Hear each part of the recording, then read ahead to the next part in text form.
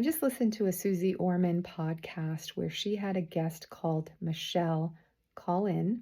Michelle is a 50-year-old investor with $2.3 million, including $700,000 in a brokerage account.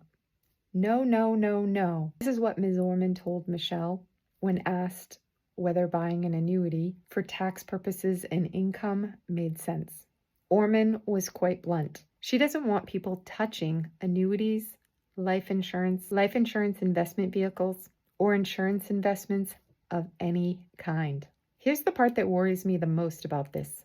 She isn't licensed to provide fiduciary advice, yet she gave this caller, Michelle, very specific and absolute direction. Never touch an annuity. That's advice, delivered personally to this person that was calling in. That's advice, and in addition to that, it's biased.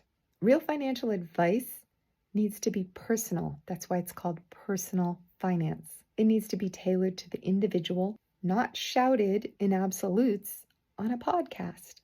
A licensed advisor or planner is required to evaluate someone's tax picture, their income needs, their health, their longevity, and their goals before ever making any type of recommendation. So the other point of this video is taking a look at what the experts say and they actually run the numbers.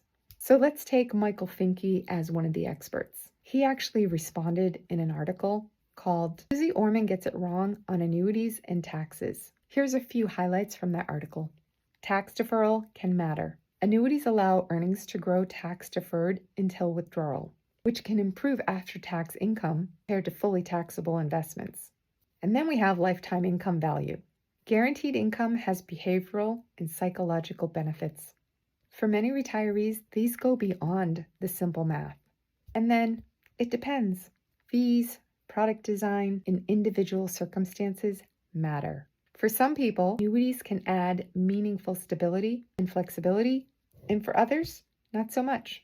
Now, I certainly respect Suze for empowering millions of people to pay attention to their money, but when someone like her with a microphone says never, without being licensed to give that kind of advice, it's kind of a red flag and something people should pay attention to.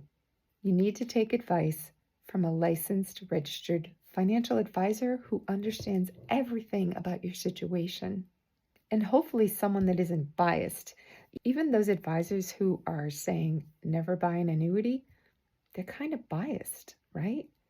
You should probably talk to an advisor who can offer you both investments and insurance advice, because then they can look at both and figure out which combination of investments and insurance and even tax planning is going to be most beneficial to you. Retirement is way too important for this one-size retirement recommendation that's not personalized to you and your situation.